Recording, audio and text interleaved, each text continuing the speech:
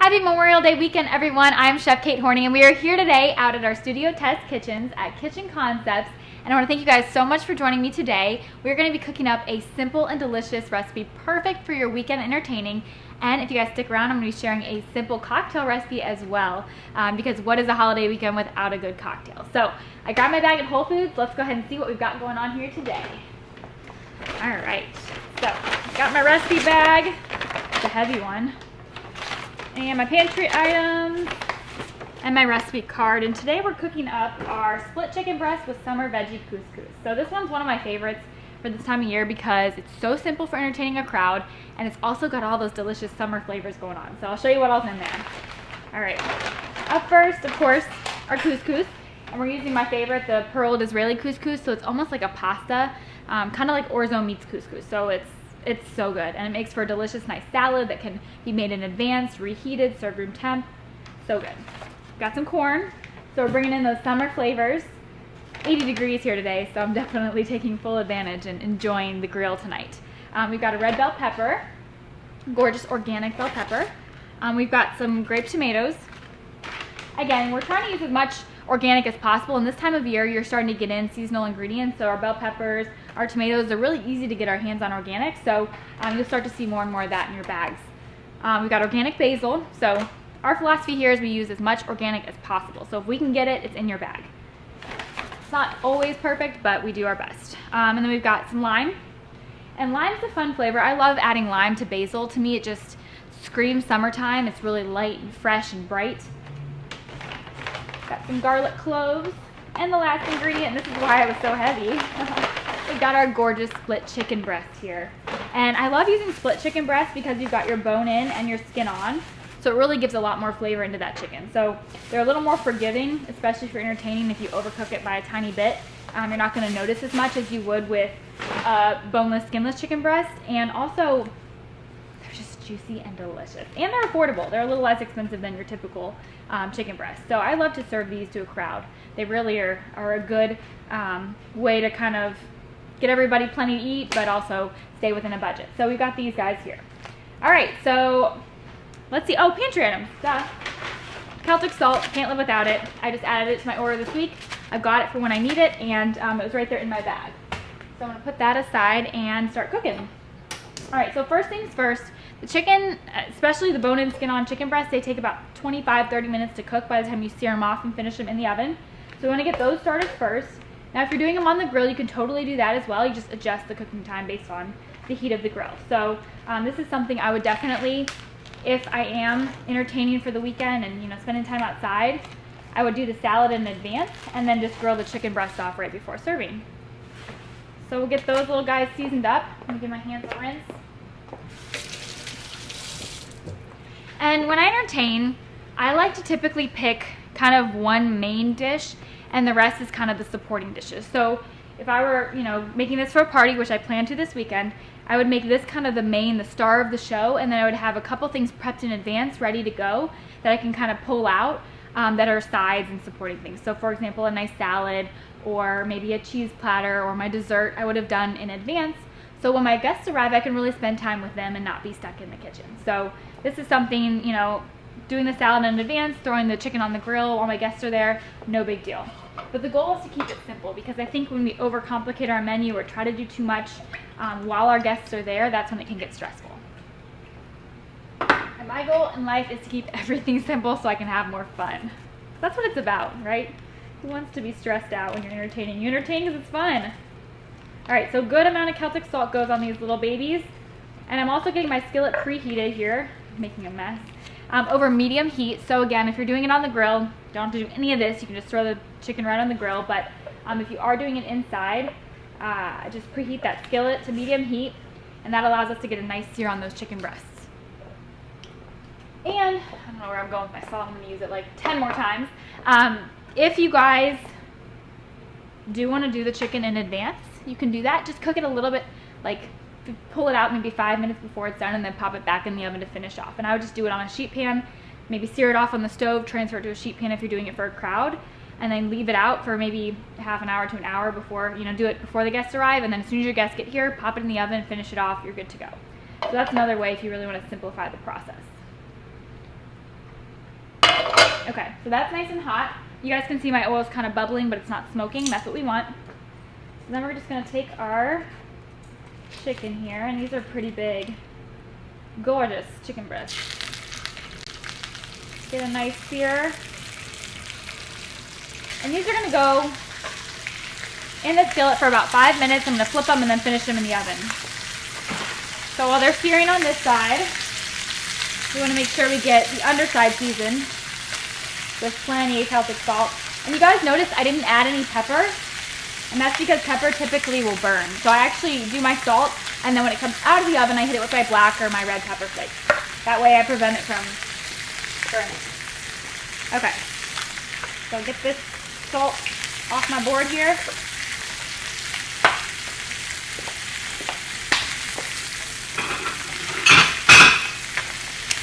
Gonna get a plate for my tongs so they don't touch the countertops, and we'll let that cook. And while that's happening, we're gonna start working on our couscous. At first, I'm gonna wash my hands.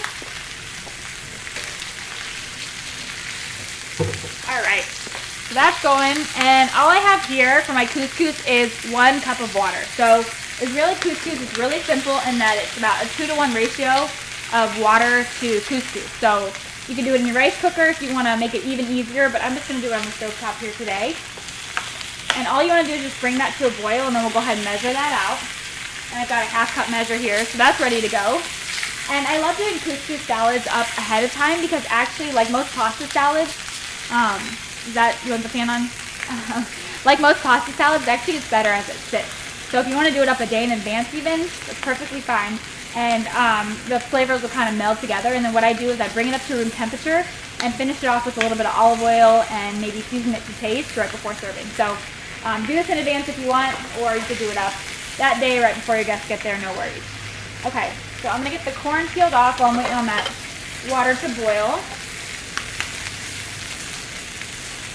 And when I entertain, I really like to come up with a menu that's very seasonal. I think that, you know, this time of year, you're starting to get your tomatoes, your corn, a lot of those summer veggies are right around the corner.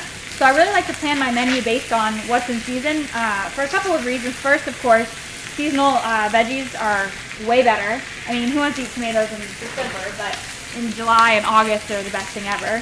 And also, I think, you know, it really gives you a theme. So our theme for this weekend is going to be outdoor barbecue grilling. So I like to kind of keep my menu, my cocktails, my music, everything kind of tied to that theme, because it makes your party seem like you've really spent a lot of time planning it when you really don't have to. Another thing I like to do is really pick out my music. You know, find a Pandora radio station or make a playlist that really fits the menu and the theme of the party. So for me, you know, this weekend's probably going to be reggae or Kenny Chesney radio or something that's just laid back and fun. All right, corn is shucked there. Chicken's looking good. Water's boiling, so I'm going to get my pasta, my couscous, into the water. All right, so that's a 1/2 cup. And always measure your grains. I know I've said this a million times, but typically you're going to get more than you need. You can always go ahead and make it, but just make sure you add more water. But we only have a cup of water in there, so 1/2 cup of couscous is what's going in. All right, so while that's happening, we're just going to prep our veggies. So again, this one's really simple. Takes a little bit of time to prep, but not too much. So red bell pepper, I'm just going to get it cut up into bite-sized pieces. And you want to think about the size of all the ingredients in the dish. So our couscous is pretty small. The corn's not too big, so we want to make sure that bell pepper kind of fits in with the rest of the dish. So we're going to do nice little bite-sized pieces. So just like this.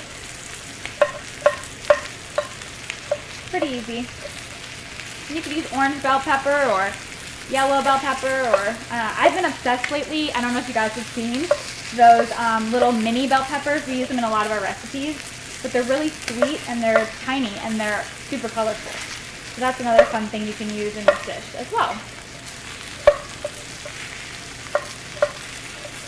And to me, bell pepper, love it. Cannot get enough.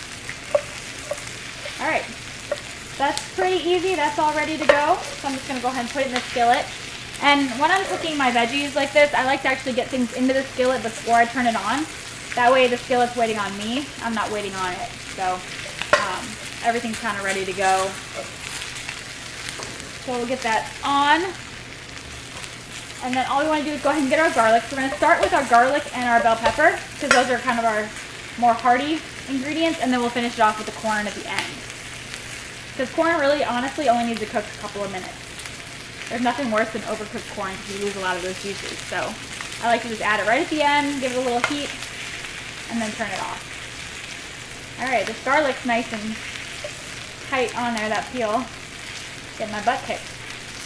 So we'll get that off, and I'm going to go ahead and check on my chicken because it's been in there for a couple of minutes. See where we're at. Gorgeous. So that's going to get flipped. Nice, good golden color on there. And it's just going to go into the 425-degree oven. And we'll set the timer for 22 minutes. But it should take between 20 and 25 to finish off. Alright, I'm actually going to move this over now so it's easier. I'm going to move this one over. Alright, so while the chicken's cooking, we'll get working on the veggies. So I love doing chicken this way as well because it's kind of like you start it and then you forget about it.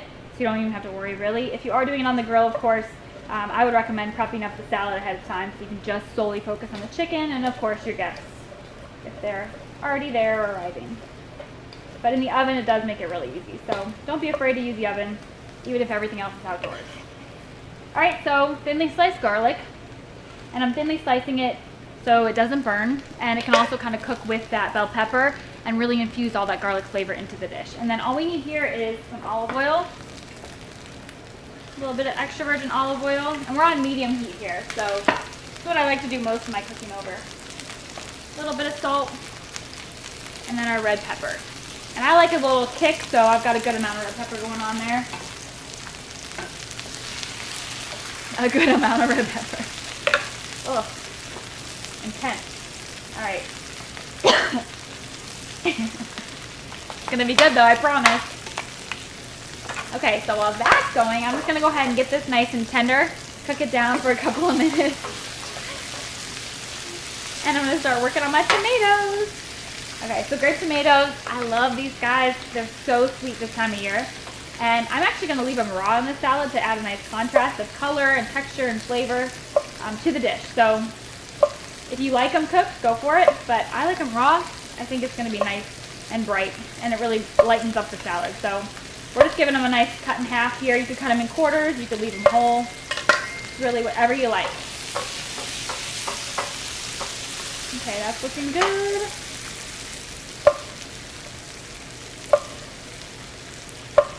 And a good sharp knife is great for this, and I actually love to use my Global knife. I use it for everything, but Global really makes a nice sharp knife. So if you guys are cutting tomatoes and they smush a little bit, it's probably time to sharpen your knife or get a new one. And honestly, you really don't need a lot of knives. I own literally chef knife and some bread knives. I don't have paring knives and all these fancy different things. And most people, I just recommend 1 or 2 good knives. You don't need a whole bunch. So my Global is literally my workhorse knife. I use it every day, all day. And they last a really long time if you take good care of them. Don't put them in the dishwasher, you know, hand wash only. I like to get mine professionally sharpened. I know a lot of people have those hand sharpeners they do at home. I prefer to take it into Williams-Sonoma and just kind of let them do it because they know what they're doing. So a good knife really does make a big difference in the kitchen. All right, these are looking good. You guys can see getting a little color on there, but not too much. Our pepper flakes must be strong. I really didn't add that many. Man. All right, so now the corn can go in. We'll actually give this one more stir. And I like to just take my corn, put it into the pan, and be really careful because it's not a real stable surface, but I feel like this is the easiest way. And then just kind of saw down the corn with your knife, just like this. Let me show you guys here. And just put it right into the skillet. And then you want to stop when you get to the bottom because if your knife hits that skillet, it's not good for your knife. So be really careful. All right, like that, not good. You guys can see I'm just sawing back and forth. And to me, it's the easiest way. You know, sometimes you take corn off the cob and people will tell you to do it in a bundt pan or, you know, there's a million different hacks, but I think it's one less thing to clean up if you just do it right in the pan. All right, so that's going to cook another minute or two. Just to kind of get it so it's bright yellow. And that's when you know corn's done. You just take a peek at it. If it's bright yellow, you're good. That can probably get turned off. Okay, and our couscous is looking good. I'll give you guys a peek here. Cooking away. Another reason I love using this stuff is because it cooks really quick. So where rice or a farro or some sort of other grain would take a lot longer, this is like 15 minutes and it's done. So it's super simple, super fast. Okay, so then we're just gonna work on our dressing for our pasta salad. So we're keeping it really simple. My sound on my phone is broken, so it keeps dinging. I don't know how to turn it off. So I apologize. So we're gonna start with our vinaigrette here, and essentially we're just using our lime zest, our lime juice, and some olive oil. So keeping with that simple theme, that's kind of the theme of today, is simple. Not a lot of ingredients, not a lot of flavors, but really highlighting what's in season. All right, so this looks good. I'm gonna get it off the heat, and then I'm gonna go ahead and get my zest in here, and I'm just using a microplane. And this is one tool I think everyone needs in their kitchen. Is a good, all right, my friends keep texting me, it's getting annoying. A good microplane zester. And you can find these at Home Goods or TJ Maxx or any of those stores. They're relatively affordable, but a good one really makes a big difference. So I'm just kind of rubbing my lime over here, and you want to go just until you get the white part. If you get too much of that white in there, it's going to be bitter. So just kind of give it a grate, get all the way around. You want lots of it in here. And the heat from the couscous and the veggies is really going to brighten up that lime even more. So it's going to be good. All right, so the zest is in there. Now we're going to add the juice.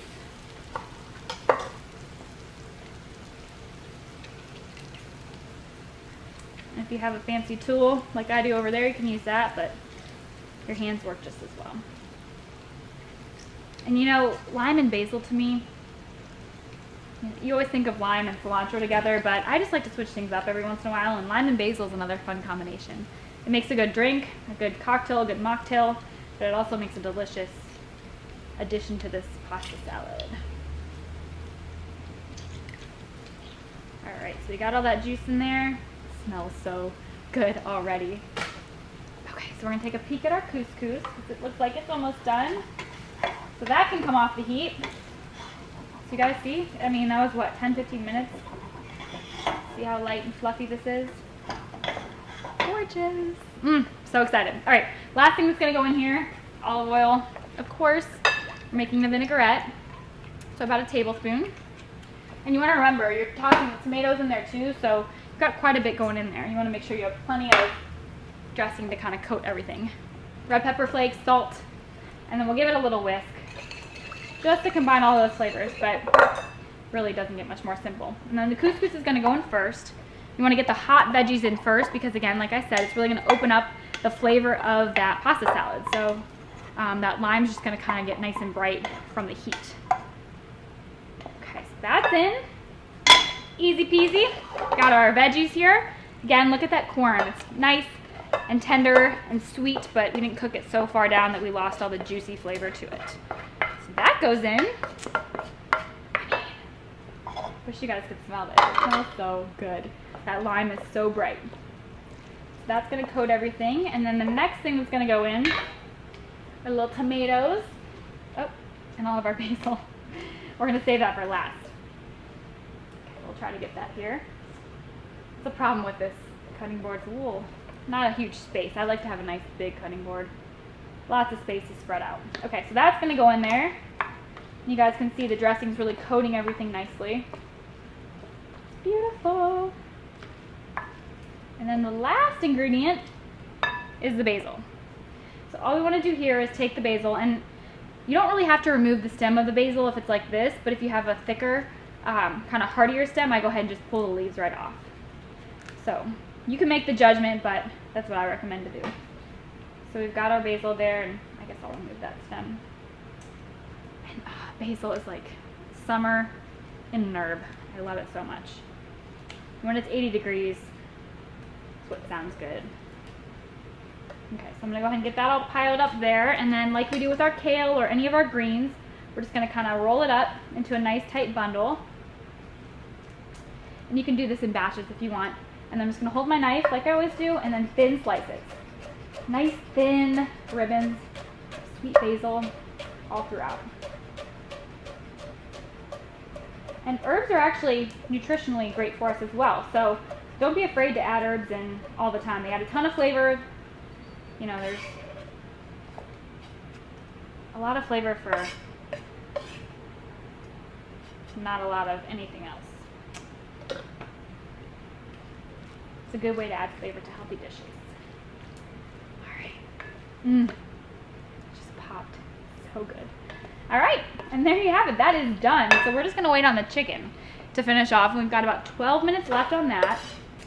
And like I said, you could do this in advance, a day in advance, a couple days in advance, and throw it in the fridge and just bring it out to room temperature to serve. But I'm just gonna leave it warm. I think it's also delicious warm. So we are gonna set this aside, and I'm gonna show you guys one of my favorite tricks for entertaining and really making it a party people are gonna remember. So one thing I always love to do when I entertain is have a signature cocktail. And I love doing a signature cocktail because it's what people remember. And there's nothing better than getting to a party and being greeted with a delicious drink to kind of kick off the evening, especially if you have people, you know, that don't all know each other. It's a good conversation starter, and it's a good way to get people to feel comfortable. So what I like to do though is, remember, I'm all about enjoying the party. So I like to actually do a pitcher cocktail, which is something I can make up in advance and then just pour and greet my guests with. And it really saves me a lot of time and effort, but I still look like a rock star. So this is kind of one of my go-tos. So we have the lime theme going on here today with our little pasta salad. So I decided to make a little Moscow Mule to go with it because the lime really highlights and brightens the lime in the dish. So that's another tip when you are picking your cocktails, find something that's in the theme throughout. So for example, if you're going with like a Caribbean theme, maybe a mojito would be good. If you're going with something like beans and rice and fajitas, a paloma or a margarita. So tie your cocktail into the theme of the party. Okay, so first things first, I don't know why I'm getting my lime and vodka. We're gonna start with our fresh ginger. And honestly, I picked this cocktail today because my favorite Zevia ginger ale is on sale at Whole Foods. So it's a great thing to pick up because it really is a lot better as far as no sugar, and it's gonna be simple as opposed to a ginger beer, but I'm gonna show you guys how to add a lot of flavor so you get that ginger beer essence without all that sugar, because to be honest, that's where we get hangovers is the sugar. And I want to be able to enjoy this and not feel like crap tomorrow. So what I'm going to do is go ahead and grate the ginger in. And again, this is going to serve 4. So depending on how many people you have coming over, you can make 2 or 3 pitchers or 4 pitchers, or, you know, depending on what you guys want to drink, as many as you like. But I'm just going to make it for 4. And what I like to do is actually have 1 pitcher out. And I like to make smaller pitchers because you can keep some in the fridge then to pull out so they stay fresh. So I'll have 1 out, and then I can just kind of pull them out of the fridge as I need them. So we're gonna grate in about a tablespoon or 2 of fresh ginger. And the reason ginger beer is so good is that fresh ginger. So by adding this to the Zevia, you're getting kind of that same flavor, but a little healthier. And that's my goal with cocktails. They gotta taste amazing, number 1, just like my food.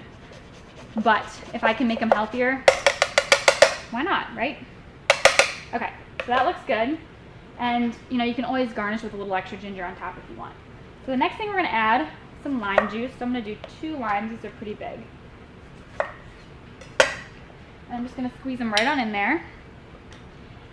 And another little thing I love to do when I entertain is get a little chalkboard and write my cocktail and write the ingredients of my cocktail down on there so my guests can kind of know what they're drinking, what's in there, and also they can recreate it at home. You know, it's nothing more fun than going to a party and getting ideas for your own parties, right? Squirting everywhere.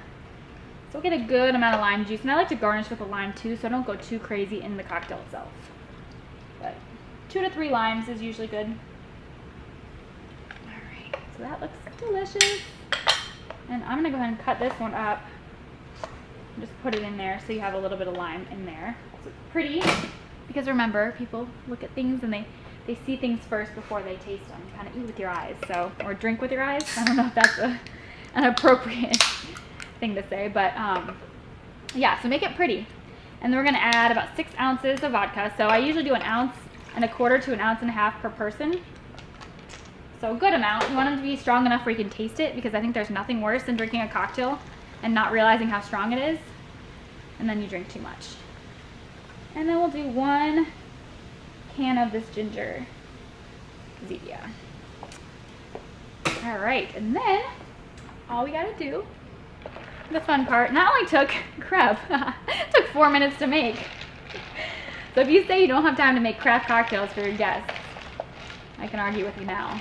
I was figuring out that would take like at least 6 to 8 minutes, but All right, so we'll give it a taste. Now, if you want it a little sweeter, Zevia isn't overly sweet, which is good for me because I'm not a big sweet person. But if your guests like things a little sweeter, I could just recommend putting out a little bit of simple syrup that they can add to their own drinks if they want. Or if you like it sweeter, go ahead and add it to everyone's. All right, so then what I like to do, and I picked these little gorgeous hammered stainless steel, hammered silver cups up at Williams-Sonoma, but you can buy like the typical traditional hammered copper if you want as well, or you can just serve them in regular glasses. I think the hammered is prettier and it keeps the drink cooler longer. So when my guests arrive, all I do is I typically will add a little bit of fresh ice in there, but I just pour them a drink and act like I spent all day making it, and I think it really is a good way to get that party started. So I'm gonna give it a little taste. I like to squeeze my lime in first, but see if I can do it without squirting in my eye. Cheers. Oh, that's so refreshing. And you can just barely taste that vodka, so you know there's vodka in there and not to drink like 10 of these. All right, so I'm gonna put these aside for later, for when my actual guests arrive, so I'm not drinking too much alone. But you guys, see, it doesn't have to be complicated. It can be simple and super delicious. And again, that fresh ginger really makes all the difference in the world. I think it's about adding little fresh touches. So for example, fresh fruit, you know, muddling a little bit of fresh strawberries in a cocktail or adding some blackberries. You know, putting in the fresh ingredients, I think is what really makes people think that you spent some time on a special cocktail instead of just, you know, opening up something out of a container and serving it. And then what I typically do is I'll have 1 to 2 signature cocktails per person made up in advance. And then after everyone gets a signature cocktail, I'll put the little tray out there for everyone to help themselves, and then I'll serve wine and beer and whatever else I want to that evening. So for me, I'm a big wine drinker. I'm not a huge cocktail drinker, so I like to enjoy one cocktail, and then with dinner I enjoy wine. So again, you don't have to go crazy, but it's about making that little effort and the thought that counts. All right, so this is looking good. I'm going to show you guys how I plated up, and we've got a couple more minutes on our chicken, but it is cooking away. All right, so when I entertain, another thing I always love to do is serve my meals up family style. And number one, it makes it so simple to kind of put it out and not have to worry about people. They can kind of pick and choose what they want to eat. They can take as little or as much as they want. And it also gives everyone the opportunity to try a little bit of everything if they like. So I'm a big fan of investing in some good platters. I pick mine up at Home Goods or TJ Maxx. You know, you don't have to spend a ton of money, but I think it makes it really, really easy. And I always look for white because I think food just looks beautiful on white. So I own, you know, a good amount of big platters, and when I like to entertain, I just put everything out and let people kind of go to town. So to serve this up, and if you're serving a lot of different things, I would say, you know, this salad serves 4 people as a side, even just by itself. But I like to go ahead and put everything out, and then, you know, I like to make things that can really sit out because I'm a grazer. I like to eat a little, drink a little, eat a little. So if your food can sit out for a couple of hours, I think it makes it a little more relaxed for your guests to just be able to enjoy food at their own leisure instead of feeling like they have to have a sit-down dinner and then they're done. Okay, so that's looking good. And, you know, I'm a big fan of when my guests arrive, having something ready to go. So I don't know about you, but I'm busy, and sometimes I show up to a party and I'm starving. And if dinner is not maybe till 8 o'clock and I get there at 7, the first hour is rough. So I don't want my guests to ever feel that way. So whenever I'm entertaining, I always have something out, whether it's maybe some herb roasted nuts or a cheese and charcuterie tray or even bruschetta. You know, we talked about with Mother's Day brunch, I had some scones or something baked ready to go, but I think it's really just a good tip for hosts and hostesses to have something people can nibble on, especially if they're drinking. You know, you greet someone with a cocktail and they're not eating for an hour, not always fun. So think of just something simple you can put out for people to nibble on. Also, you know, if people are uncomfortable and they don't know people, it gives them something to do. So that's another thing that I've found has really helped me feel like my guests are just more relaxed in their environment. Okay, so cheese and charcuterie is my go-to. I think like 90% of the time I'm always doing a cheese tray because it's simple. It's not really any extra work. You don't have to make anything. You just kind of assemble it and go. And everybody loves cheese. I mean, who doesn't love to eat a delicious cheese tray? All right, so our chicken, I'm gonna give it about 2 more minutes.